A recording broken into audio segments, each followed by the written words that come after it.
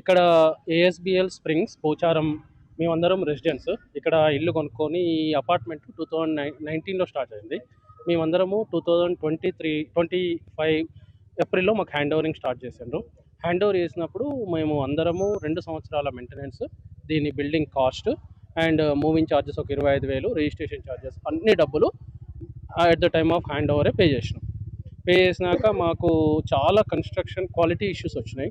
ఇప్పటికీ గత 8 నెలల నుంచి మేనేజ్మెంట్ తోటి వీళ్ళ ఫెసిలిటీస్ తోటి కంటిన్యూస్గా రిక్వెస్ట్ చేస్తూ వచ్చినాం. ఒక 70 పాయింట్స్ మేము నోటిఫై చేసి వాళ్ళకి చెప్పినాం. సో చాలా స్ట్రక్చరల్ ఇష్యూస్ ఉన్నాయి, డ్రైన్ వాటర్ సరిగా లేదు, ఎక్స్పాన్షన్ జాయిన్స్ కరెక్ట్ లేవు, ఇట్లాంటి ఒక 70 పాయింట్స్ మేము వేసినాం.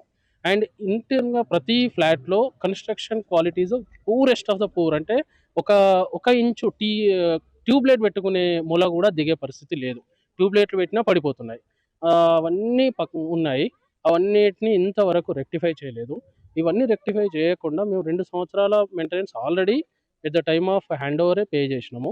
అయినప్పటికీ ఒక వారం క్రితము మాకు ఒక నోటీస్ ఇచ్చిండ్రు. ఏమని అంటే, ఇందులో common light, common maintenance charges per flats last 6 months నుంచి నెలకు యావరేజ్గా 750 రూపాయలు లెక్క 5,000 రూపాయలు మీకు ఛార్జెస్ వేస్తున్నాము, మీరు కట్టాలి, కట్టకపోతే February 15th లోపు మీ కరెంటు కట్ చేస్తాము. ఈ అపార్ట్మెంట్లో ఏంటి అంటే అంతా ప్రీపెయిడ్, అంటే ఏంటి అంటే గ్యాస్, ఎలక్ట్రిసిటీ, వాటర్ మీటర్స్ ఉంటాయి ఇండివిజువల్గా, అంతా కంట్రోల్డ్ త్రూ యాప్. ఒక హోమ్స్ అనే యాప్ ఉంటుంది. యాప్లో మేము నెల ముందు మేము అందులో డబ్బులు వేసుకుంటే ఏ రోజు ఆ రోజు వాళ్ళు డిడక్ట్ చేసుకుంటారు.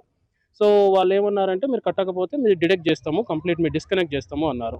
సరే మేము మాట్లాడదాము, మేనేజ్మెంట్తో మాట్లాడదాము, ఇది మాకు ముందు చెప్పలేదు, మాకు అమ్మినప్పుడు కానీ మా హ్యాండ్ ఓవర్ చేసినప్పుడు కానీ ఇది మాకు చెప్పలేదు, మాట్లాడదామని ఓనర్స్ అందరం అనుకుంటే వారం క్రితం ఏం చేసిండ్రు, ఎవరెవరు అయితే మేము ఆ యాప్లో ఆల్రెడీ అమౌంట్ రీఛార్జ్ చేసి పెట్టుకున్నాం, ఎందుకంటే నెల రోజు కరెంటు బిల్కు, గ్యాస్ బిల్ అని రీఛార్జ్ చేసి పెట్టుకుని వాళ్ళే నెగిటివ్ బ్యాలెన్స్కి వెళ్ళిపోయారు. అందరి దగ్గర అప్రాక్సిమేట్లీ 5,200 రూపాయలు పర్ ఫ్లాట్ వాళ్ళు డిడక్ట్ చేసేసుకున్నారు. ఎవరెవరైతే ఆల్రెడీ రీఛార్జ్ అయిపోయినాయి వాళ్ళందరూ అమౌంట్ వెళ్ళిపోయినాయి. ఎవరెవరైతే రీఛార్జ్ చేసుకోలేదో వాళ్ళందరినీ నెగిటివ్ బ్యాలెన్స్ వెళ్ళిపోయినాయి. ఆ యాప్లో అట్లాంటి అసలు కేటగిరీ లేదు. ఆ యాప్ మాకు చెప్పింది ఎందుకు అంటే, మీ గ్యాస్ బిల్లు, మీ ఇంటికి సంబంధించిన కరెంటు బిల్లు, మీ ఇంటికి సంబంధించిన నీళ్ళ బిల్లు, ఈ మూడింటి కోసమే ఈ యాప్ ఇస్తున్నాము, అండ్ మీకేమైనా కంప్లైంట్స్ ఉంటే రేస్ చేయడానికి మీకు యాప్ ఇస్తున్నామని చెప్పిండ్రు. ఇప్పుడు ఈ కామన్ యూటిలిటీ ఛార్జెస్ అందులోకి వెళ్ళి డిడక్ట్ చేసిండ్రు. మేము ఎందుకు చేసిండ్రు అంటే, మేము మీకు ఎవరికి లెక్క చెప్పాల్సిన అవసరం లేదు, మీకు ఎలాంటి ఎక్స్పెన్సెస్ మేము ఎక్స్ప్లెయిన్ చేయాల్సిన అవసరం లేదు అని అంటున్నారు.